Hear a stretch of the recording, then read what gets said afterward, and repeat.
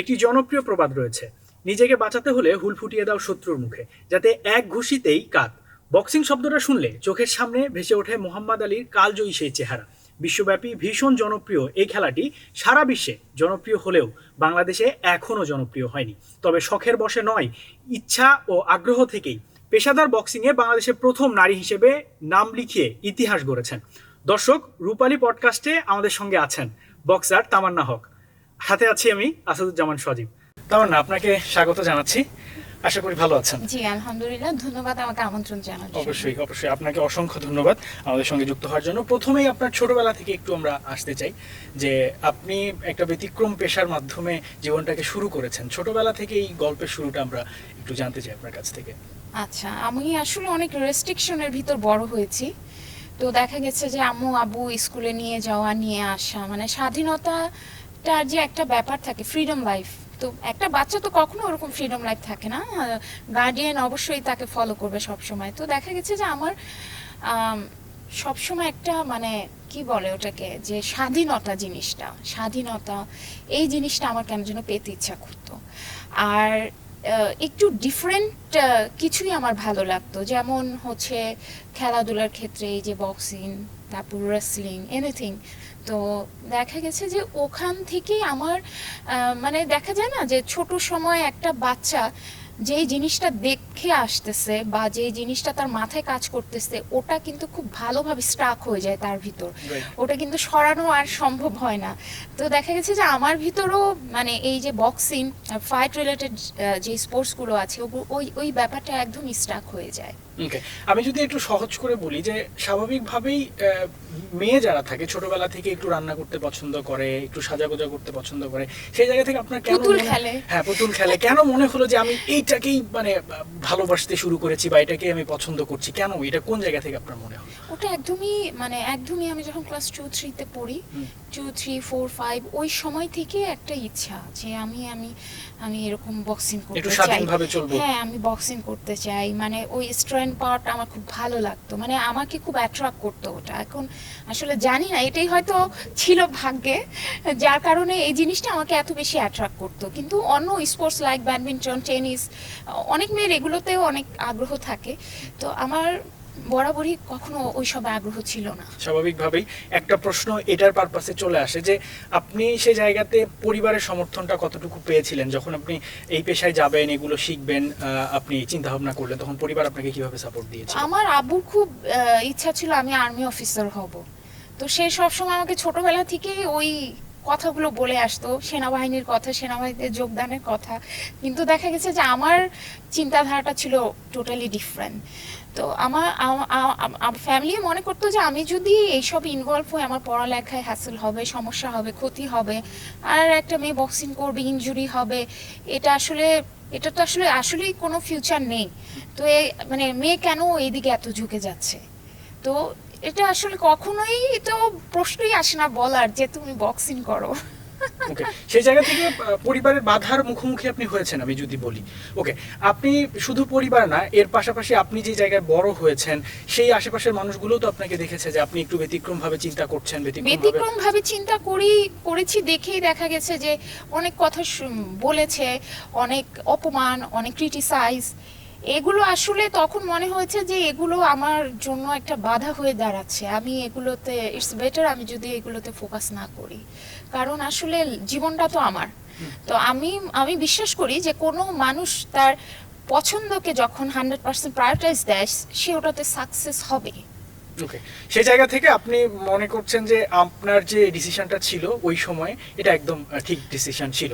Obviously, that's why today I am here. অবশ্যই অবশ্যই, এটা একটা ভালো কথা বলেছেন। আচ্ছা, আমি যদি বলি যে ধরেন ওই সময় থেকে এখন পর্যন্ত আপনার জীবনে অনেকগুলো কঠিন সময় এসেছে, স্বাভাবিকভাবে আসার কথা। আপনার মনে আছে এমন কোনো কঠিন সময় যেটা আপনি শেয়ার করতে চান, যে খুব কঠিন পরিস্থিতির মধ্যে দিয়ে আপনি সেটা মোকাবেলা করেছেন এবং সেটা সাকসেস হয়েছেন?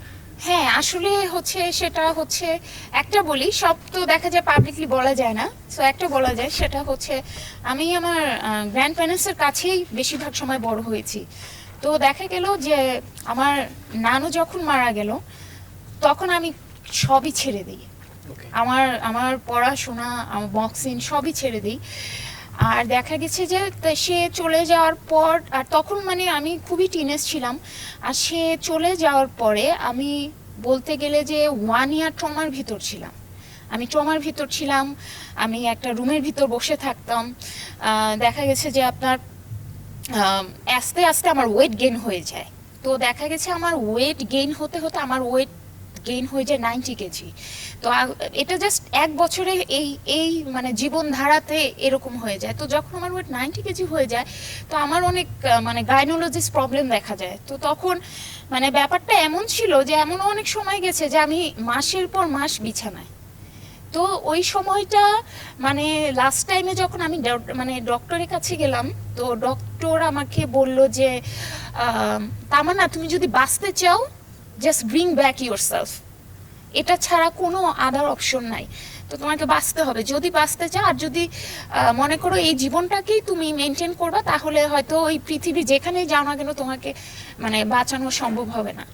তো ওখান থেকে মানে ব্যাক করা, আবার সব কিছু কন্টিনিউ করা, এটা মানে কি বলবো, এটা মানে কল্পনার বাইরে ছিল। কারণ এরকম দেখা গেছে আমি 1 বছরই বেডে ছিলাম পড়া। তো ওখান থেকে উঠে আসে এটা আমার জন্য মানে অনেক চ্যালেঞ্জ ছিল, একা স্ট্রাগল করে চলে আসা। আমি এই জায়গা থেকে একটু জানতে চাই যে ধরেন এই সময়টা যখন আপনি একা একা স্ট্রাগল করলেন, উঠে আসলেন এবং আপনি কামব্যাক করলেন আবারও, এই টাইমটাতে আপনি পাশে কাউকে পেয়েছিলেন কিনা, সেই সময়টা কেমন ছিল? এই সময়টাতে আসলে দেখা গেছে যে আমি তো ওই নানুর বাসায় বেশি থাকা হতো, আম্মু আব্বু আরেক জায়গায়। তো দেখা গেছে এই সময়টা কখনোই কাউকে পাইনি।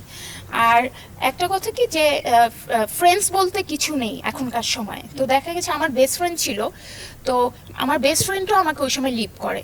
তো আমার ওর কোম্পানিটা তখন খুব দরকার ছিল যে আমি ওর সাথে কথা বলতে চাই, হয়তো আমি একটু কথা বলে রিলিফ হব। তো ও আসলে এমনভাবে ডেনাই করে আমাকে, মানে যেটা ওটাও আমার জন্য একটা ধাক্কা ছিল বড়। তো তখন আমার মনে হলো যে এখন তো জীবন মৃত্যুর লড়াই হয়ে গেছে, আমাকে বাঁচতে হবে, তার মানে আমাকে ব্যাক করতে হবে। আমি যদি একদম সহজ করে বলি, এই পুরো সময়টা যে 1 বছর সময়টা ছিল বা আপনার কামব্যাক করা, এটা পুরোটা আপনার সম্পূর্ণ আমার নিজের উপর ওকে, আমি যতদূর জানি যে আপনি প্রথমে বক্সিং দিয়ে শুরু করেন, পরবর্তীতে হয়তো বা ডাইভার্ট হয়ে অন্য কোথাও গিয়েছেন। সেক্ষেত্রে বক্সিংটাকে কেন আপনি পেশা হিসেবে নিলেন না, বা এটা থেকে অন্য পেশায় কেন ডাইভার্ট হলেন?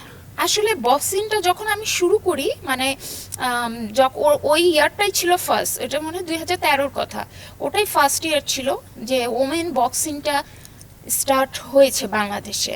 তো তখন যখন আমি শুরু করি, ওখানে কোনো মেয়েই ছিল না, আমি ছেলেদের সাথে প্র্যাকটিস করতাম। তো দেখা গেছে আমার একটু হাইট বেশি হওয়ার জন্য, তো যেহেতু মেয়েই নেই, ওরকম কোনো মেয়েও পাওয়া যেত না, কারণ একটা খেলা আপনার একটা ওয়েট ক্যাটাগরিতে হয়। তো দেখা গেছে আমি যদি 67 হই, তো আমি নিশ্চয়ই ওই 55, 50, 45 ওয়েট কোনো মেয়ের সাথে খেলতে পারবো না। তো এটা একটা ব্যাপার ছিল। আর হচ্ছে সুযোগ সুবিধাটা ওরকম ছিল না, টুর্নামেন্ট ওরকম ছিল না, অ্যাভেলেবল ছিল না। তো সব কিছু মিলিয়ে মানে আমি একটু ফ্রাস্ট্রেশনের মধ্যে চলে গিয়েছিলাম। বাট ওই যে আমি ফাইটটাকে অনেক পছন্দ করি, তো তারপর পরবর্তীতে দেখা গেছে যে আমি সেলফ ডিফেন্স, তারপর মার্শাল আর্ট, এই দিকে নিজেকে কনভার্ট করে ফেলি। এগুলো কি আপনার ট্রেনিং নেওয়া হয়েছিল বিভিন্ন প্রতিষ্ঠান থেকে বা এরকম? আমি এখন আসলে আমি রিসেন্ট আমি কুংফু করছি, তো এখন আমি রেড বেল্ট হোল্ডার। এটা হচ্ছে মানে এটা ডেজিগনেশনটি ইন্টারন্যাশনাল অ্যাসিস্ট্যান্ট ইনস্ট্রাক্টর। আর এছাড়া যে আপনার জিত কুন্ড, তারপর হচ্ছে আরো ফিটনেস রিলেটেড ট্রেনিং, এগুলো দেশের বাইরে থেকেই নেয়া। ওকে, আমি যদি বলি যে ধরেন এই পেশাগুলোর সাথে যখন আপনি যুক্ত হলেন এবং একটা লম্বা সময় পার করলেন ক্যারিয়ারে, সেখানে সামাজিকভাবে কতটা মর্যাদা আপনি পেয়েছেন, কতটা সম্মান আপনি পেয়েছেন?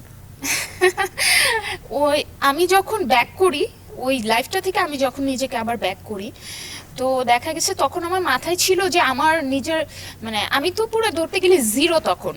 তো তখন আমার মনে হয়েছে যে আমাকে শূন্য থেকে যেহেতু আমাকে শুরু করতে হচ্ছে, আমার স্কিল ডেভেলপ করতে হবে, আমাকে অনেক স্কিল ডেভেলপ করতে হবে, আমাকে অনেক কিছুতে পারদর্শী হতে হবে। তো তারপর আস্তে আস্তে আস্তে আস্তে এই পর্যন্ত আসা, তো মানে যথেষ্ট রেসপেক্ট আমি পাই।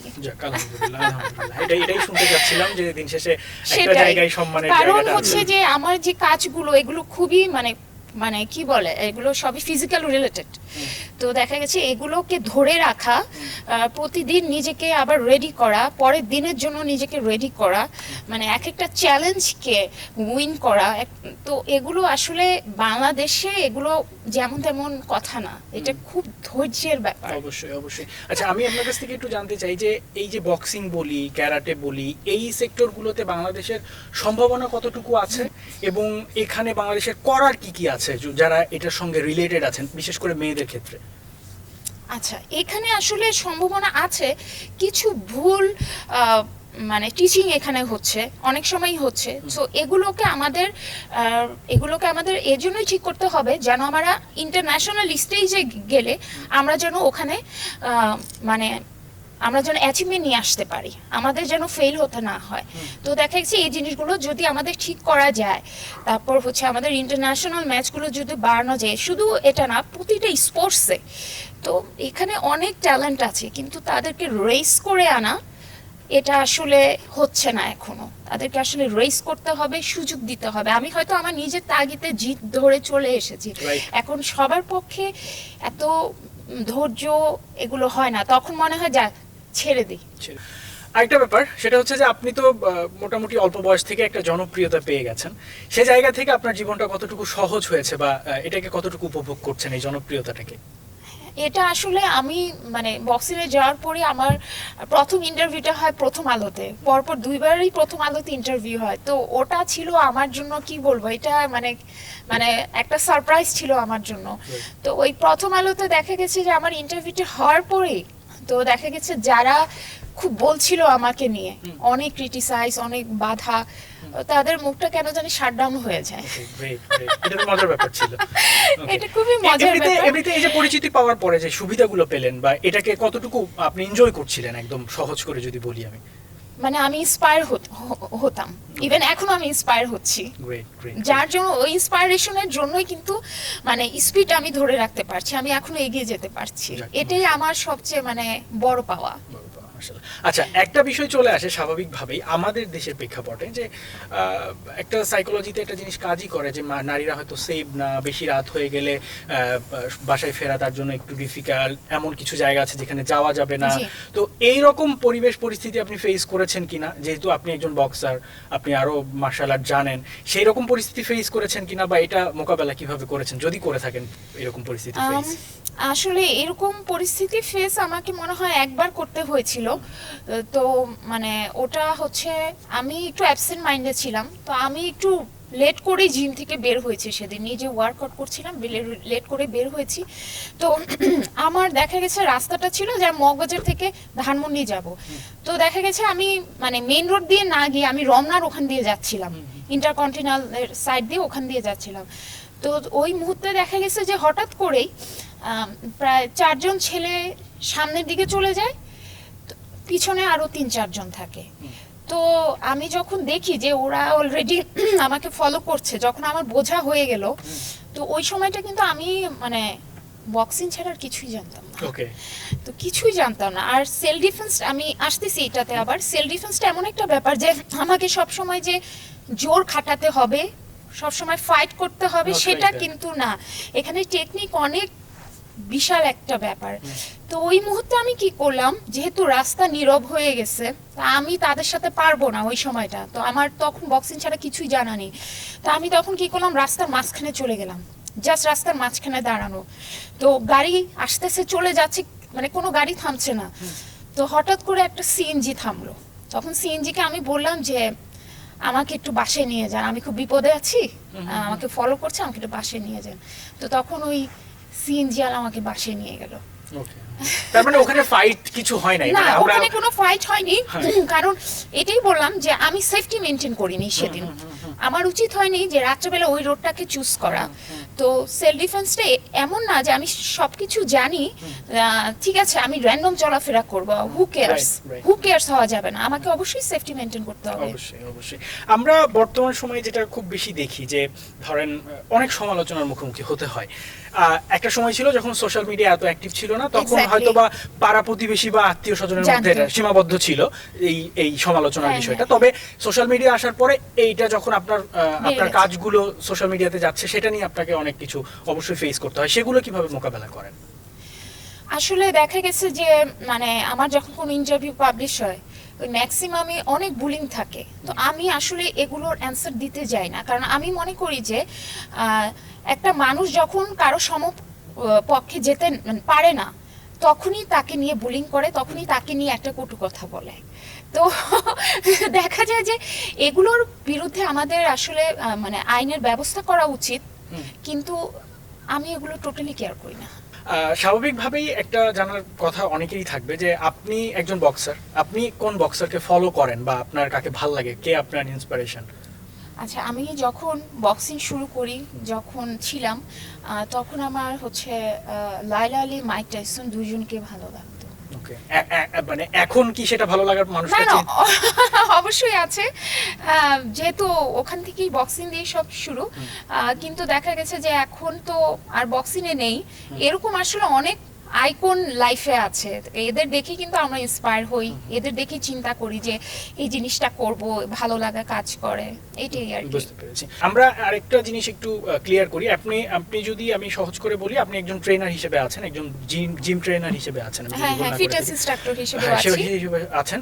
এখানে এই জিম করা বা প্রত্যেকদিন ব্যায়াম করা, এটা কতটা গুরুত্বপূর্ণ ছেলেদের ক্ষেত্রে এবং মেয়েদের ক্ষেত্রে? এবং একটা সাইকোলজি আছে, আপনি খেয়াল করে দেখবেন যে যারা গর্ভবতী মহিলা থাকে তারা একটু এটাকে ভয় পায়, তারা একটু বাসায় বসে থাকতে পছন্দ করে। এই টাইমটাতে তাদের কি কি করা উচিত বলে আপনি মনে করেন? আচ্ছা, আসলে এই যারা প্রেগনেন্ট হচ্ছে, প্রেগনেন্ট ওমেন এখন বাংলাদেশে ভাবে যে আমাদের এগুলো করা ঠিক হবে না, বাসায় বসে থাকি। তো দেখা গেছে যে আমিও এটার উপর সার্টিফাইড হয়েছিলাম থাইল্যান্ড থেকে, যে প্রেগনেন্সি অ্যান্ড পোস্টপার্টাম, যে প্রেগনেন্সি টাইমে একটা মেয়ে কি ওয়ার্কআউট করবে, কি ওয়ার্কআউট করলে তার নর্মাল ডেলিভারি হওয়ার চান্স থাকে, বা প্রেগনেন্সির পর সে কি ওয়ার্কআউট করে আগের পর্যায়ে চলে আসবে।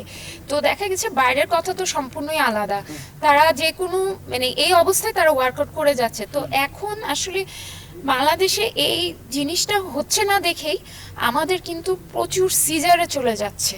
হ্যাঁ, কারণ তাদের কোনো অ্যাক্টিভিটিস নেই, মেদ জমে যাচ্ছে, নর্মাল ডেলিভারি হওয়ার কোনো চান্সই নেই। অথচ গ্রামের ওমেন যারা আছে এদের কিন্তু মানে খুব কমই আছে তাদের সিজারে যেতে হচ্ছে। তো আমি সাজেস্ট করব, আমি অবশ্যই বলবো যে এই সময় মানে অবশ্যই সে ওয়ার্কআউট করতে পারবে, কিন্তু নিয়ম মেনে। স্বাভাবিকভাবেই আপনার পছন্দ অপছন্দ জানার একটা আগ্রহ আপনার দর্শক যারা আছে তাদের থাকবে।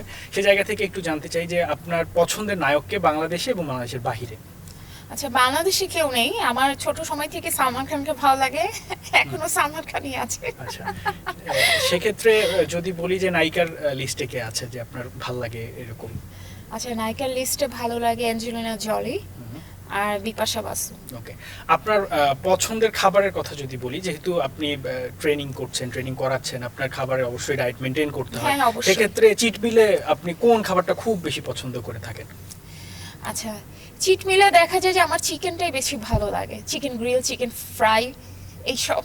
ওকে, আচ্ছা, আমরা কি একটু ব্যক্তিগত লাইফে ঢুকবো কিনা, যে আপনার ব্যক্তিগত জীবন এখন কেমন চলছে? এটা তো একটা পেশাগত জীবন ছিল, সেই জায়গা থেকে এখনো সম্পর্কে জড়ানো হয়েছে কিনা, সেই জায়গাটা এখনো খালি আছে কিনা, কেউ নিতে পারবে কিনা এই জায়গাটা?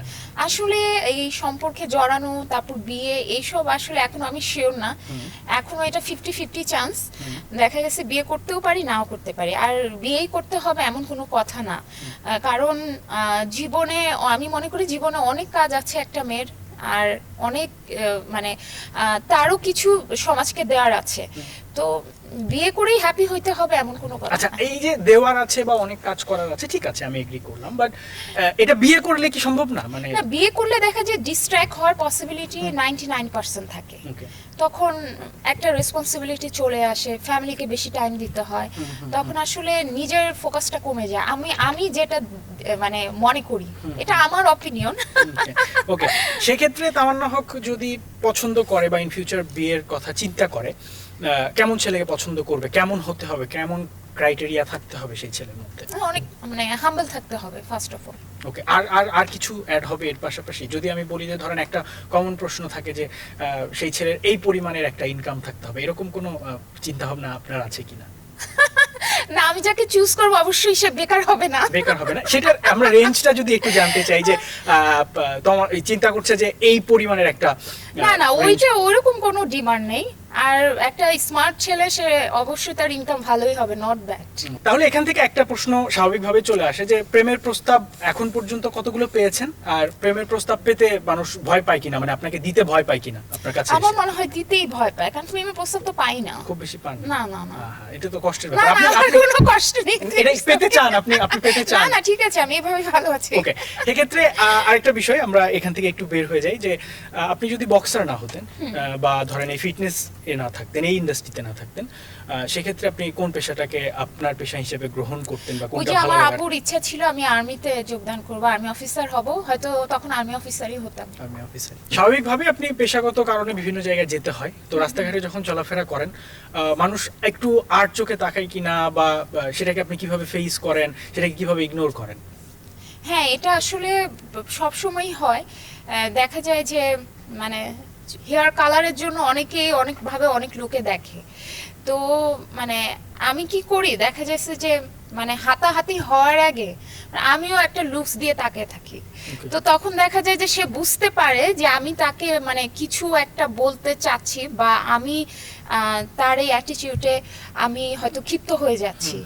তো এই জিনিসটা, আর হচ্ছে যে আমি একটু সেফটি মেনটেন করি, কারণ আমার মনে হয় যে আমার যখন যেখানে যেতে হবে আমার ওইভাবে পোশাক নির্বাচন করা উচিত। জি জি, অবশ্যই। আচ্ছা, আরেকটা বিষয় আমরা একটু নিয়ে আসি এর মাঝখানে, সেটা হচ্ছে যে যেহেতু আপনি এই পেশাটাই দীর্ঘদিন যাবত আছেন, নারীদের যে ব্যায়ামগুলো থাকে বা যে জিমে যে কাজগুলো করতে হয়, অনেকে চিন্তা করে যে রাতের বেলা খাবো না, তাহলে হয়তো একটু শুকাতে পারবো, যারা একটু শুকনা আছেন তারা চিন্তা করে একটু বেশি খাবো। এই রিলেটেড বিষয়ে আপনি কি বলবেন যে নারীদের কি কি ধরনের ব্যায়াম করা উচিত তাদের শরীরকে ঠিক রাখতে, সপ্তাহে কতদিন করা উচিত, কি ধরনের খাবারগুলো খাওয়া উচিত? আচ্ছা, তো যারা না খেয়ে থাকার একটা প্রবণতা আছে, এটা অনেকে, এটা আমিও পাই, যে না খেয়ে থাকি, বাসে গিয়ে কিছুই খাবো না। আবার দেখা যাচ্ছে যে ক্ষুধা যখন লাগছে তখন অনেকখানি খেয়ে ফেলছে। তো আমি মনে করি যে মিল কখনো মিস দেওয়া যাবে না। মিল যদি মিস দেয় তার শরীরে একটা ঘাটতি পড়ে যাবে, কারণ আমরা যখন রাতে ঘুমাই তখন কিন্তু আমরা কিছুই খাই না। দেখা গেছে যে 7-8 ঘন্টা আমরা না খেয়ে থাকি। তো এই সময়টা সে মানে ঘুমানোর 1 ঘন্টা হোক 2 ঘন্টা আগে হোক, সে যদি ডিনারটা না করে তো স্বাভাবিকভাবে তার একটা ক্ষতি হয়ে যাবে। তার সকালে হয়তো তার উইক ফিল হতে পারে, তার মেজাজ খিটখিট থাকতে পারে। তো মিল কখনো মিস দেওয়া যাবে না। আর সেকেন্ড হচ্ছে গিয়ে অ্যাটলিস্ট উইকে 4-5 ডেজ ওয়ার্কআউট করতে হবে। ওয়ার্কআউট করতে হবে, কার্ডিও থাকবে, অবশ্যই সেখানে ওয়েট ট্রেনিং থাকবে, কোর অ্যাপস ট্রেনিং থাকবে, মানে কোনোটা রেখে কোনোটা বাদ দেওয়া যাবে না, কারণ সব কিছুই ইম্পর্টেন্ট। আমি যদি শুধু কার্ডিও করি আমার স্কিন ঝুলে যাবে। সো আমাকে যেমন স্ট্রেংথ ট্রেনিংও দিকে ফোকাস রাখতে হবে, আমাকে কার্ডিওটাও করতে হবে। আর যদি কখনো কেউ জিমে আসার সুযোগ না পায়, সে বাসায় কিছু করবে, বাইরে জগিং করবে, এগুলো করতেই হবে কোনো না কোনো ভাবে। মানে এটা মোটামুটি একটা মানুষের লাইফস্টাইল, এটা একটা মানে লাইফস্টাইল, প্রত্যেকেরই এটা করা উচিত বলে আপনি মনে করেন? অবশ্যই, ছেলে মেয়ে আমরা যেটাই বলি। অবশ্যই। আমার লাইফে এরকমও আমি ওমেন পেয়েছি 70 ইয়ার্স ওল্ড, 70 বছরের বৃদ্ধা। তো সে যখন আসলো অনেকগুলো সমস্যা নিয়ে আমার কাছে আসলো। তো হাই প্রেশার ছিল, ডায়াবেটিস ছিল। তো তখন আমি বললাম যে আন্টি আপনি শুরু করেন, আপনার কাজ একটাই, আপনার প্রতিদিন আসতে হবে, আপনার ভালো লাগুক খারাপ লাগুক, বাকিটা আমি দেখব। তো দেখা গেল যে প্রথম মাসেই সে 5 কেজি কাট ডাউন করলো।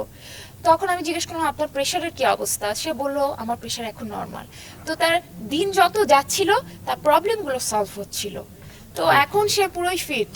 বুঝতে পেরেছি। মানে এটা যদি আমরা একটা অল্প বয়স থেকে বা একটা মিনিমাম বয়স থেকে যদি এটা ফলো করি, শেষ বয়সে গিয়ে যে অসুখগুলো আমাদের ফেস করতে হয় এটা অনেকটা কমে আসবে আমরা যদি বলি একদম সহজ করে। আচ্ছা, যারা আপনার মতো এই পেশাটায় আসতে চায়, এই লাইফটাকে লিড করতে চায়, তাদের জন্য আপনার বলার কি থাকবে, তারা কি কি করতে পারে, কি কি করবে, এবং লাইফস্টাইল শুরু থেকে যদি বলি, একজন ছোট মেয়ে যদি 12-13 বছরের মেয়ে তখন থেকে সে ট্রেন আপ হতে চায় এবং এই পেশাটায় আসতে চায়, সেক্ষেত্রে তার কি কি করতে হবে এবং বাংলাদেশের কি কি করার আছে এই জায়গাগুলোতে? আচ্ছা, বাংলাদেশে আসলে মানে করার অবভিয়াসলি আছে, ধৈর্য ধরে থাকতে হবে, ডিসিপ্লিন লাইফ মেনটেন করতে হবে, গিভ আপ করা যাবে না। সবার আগে যে কথা হচ্ছে গিভ আপ করা যাবে না, যেহেতু আমার এটা স্বপ্ন, আমার এটা প্যাশন, আমাকে এটা আঁকড়ে ধরে রাখতে হবে, আর আমি তো একদিনে উপরে যাব না, আমাকে আস্তে আস্তে আস্তে আস্তে আমার স্কিল ডেভেলপ করে আমার গোলে আমাকে রিচ করতে হবে। আমার মনে হয় যে নারীর স্বাধীনতা নিয়ে আপনাকে অনেক ধরনের পরিবেশ পরিস্থিতি মোকাবেলা করতে হয়, তো সেই জায়গা থেকে আপনি কি বলবেন যে নারীর স্বাধীনতা কতটুকু আপনি পাচ্ছেন এবং পরবর্তী সময়ে আপনি বাংলাদেশের কাছ থেকে কতটুকু স্বাধীনতা এক্সপেক্ট করেন একজন নারী হিসেবে? স্বাধীনতা তো আসলে দেখা গেছে বাউন্ডারিজ আমাদের অনেক, তাই না? আমরা একটা কথা বলতে গেলেও বাউন্ডারি চলে আসে, মানে কোনো একটা মেয়ে একটা প্রোটেস্ট করলেও বাউন্ডারি চলে আসে, মানে এক কথা হচ্ছে সে কিছুই বলতে পারবে না, তাকে যেভাবে রাখা হবে সে সেইভাবেই থাকতে বাধ্য। আসলে তো এখন মানে পৃথিবী তো চেঞ্জ হচ্ছে, এখন তো আমরা তো আর এত মানে ব্যাকে আমরা পড়ে থাকতে পারি না।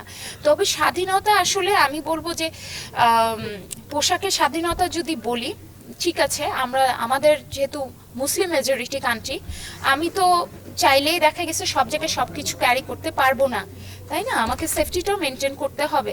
সো আমরা যখনই পোশাকের স্বাধীনতার কথা বলবো, আমাদের সব কিছুই মাথায় চিন্তা করতে হবে যে কোন পরিস্থিতিতে কোন পরিবেশে আমাকে কোন পোশাকটাকে ক্যারি করা যাবে। আমাদের জীবনে খারাপ এবং ভালো অভিজ্ঞতা নিয়ে জীবনটা চলে, স্বাভাবিকভাবে আপনারও এরকম অভিজ্ঞতা অনেকগুলো আছে। আমরা খারাপ এবং ভালো দুইটা অভিজ্ঞতার গল্প একটু শুনতে চাই।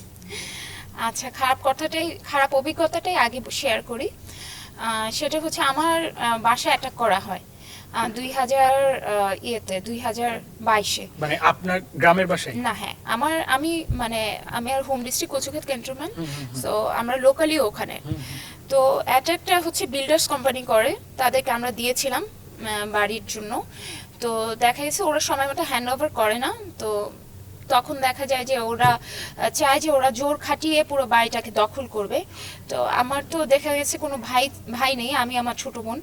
তো সকাল দেখা গেছে যে আপনার সকাল 9টার সময় পুরো বাড়ি ঘিরে ফেলে আর অলমোস্ট নিচে ছিল 40 থেকে 50 জন, আর উপরে উঠে যায় হচ্ছে আপনার 20 জনের মতো। তো মানে এটা এত সাডেন হয়ে গেল, মানে চোখের পলকে, মানে কিছু বুঝে ওঠার আগে, যে একটা কথা থাকে যে কিছু বুঝে ওঠার আগে। তো সেই ক্ষেত্রে দেখা যায় যে ওরা যখন বাসার ডোর নক করছিল আর এত স্ল্যাং ওয়ার্ড ওরা ইউজ করছিল, মানে আনবিলিভেবল, মানে এটা কখনো কল্পনা, আমি জীবনে কখনো এটা কল্পনা করি নাই যে আমাকে এটা কখনো ফেস করতে হবে। তো ওদের হাতে তো নাইফ গান সবই ছিল। তো ওদের মেইন ইন্টেনশনটা ছিল, যার উপরে ছিল ওদের উপরে আসলে মেইন ইন্টেনশনটা ছিল রেপ টাইপের সামথিং কিছু, এটাই ছিল। তো এটাই হয় আসলে। তো নাইফের যে দাগগুলো এখনো আমার বাসায় দরজায় আছে। তো আমি আসলে জানি না সেদিন যদি ওরা ডোরটা ভেঙে ফেলতো কি হতো। তো তখন আমি দেখা যায় হেল্পলেস হয়ে আমি যখন যাকে পেয়েছি আমি কল দিয়েছি, আমি মিডিয়াতে কল দিয়েছি, মানে যখন যাকে পেয়েছি আমি কল দিয়েছি।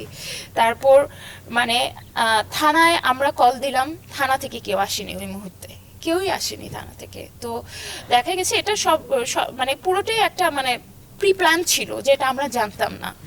তো আমি বলবো যে মিডিয়াই সেভ করেছে আমাকে, এছাড়া আর কোনো অপশন ছিল না। মিডিয়া যদি আমাকে সেভ না করতো অনেক কিছুই সেদিন হয়ে যেতে পারতো।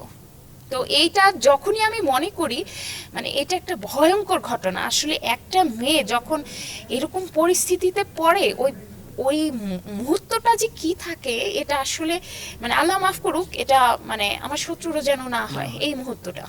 তো এটা আসলে ভোলার না কখনোই।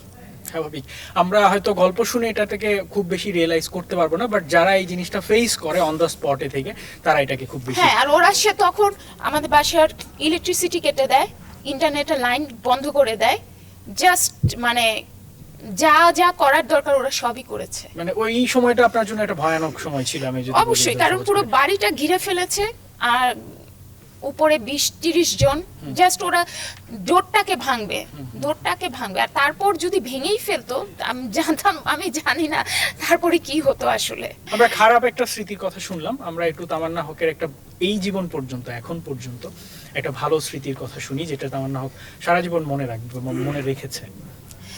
আসলে আমি বলবো যে আমার যখন দেখা গেছে যে মানে ভালো লাগার মুহূর্তটা কাজ তখনই আমার সবচেয়ে বেশি করে, যখন দেখা গেছে যে আমি আমার কোনো কিছুতে আমার সাকসেস আসে, এটা আসলে মানে স্পেসিফিকভাবে কিছু আমি মানে স্পেসিফিক যে না এই মুহূর্তটাই আছে, এই মুহূর্তটা ছিল।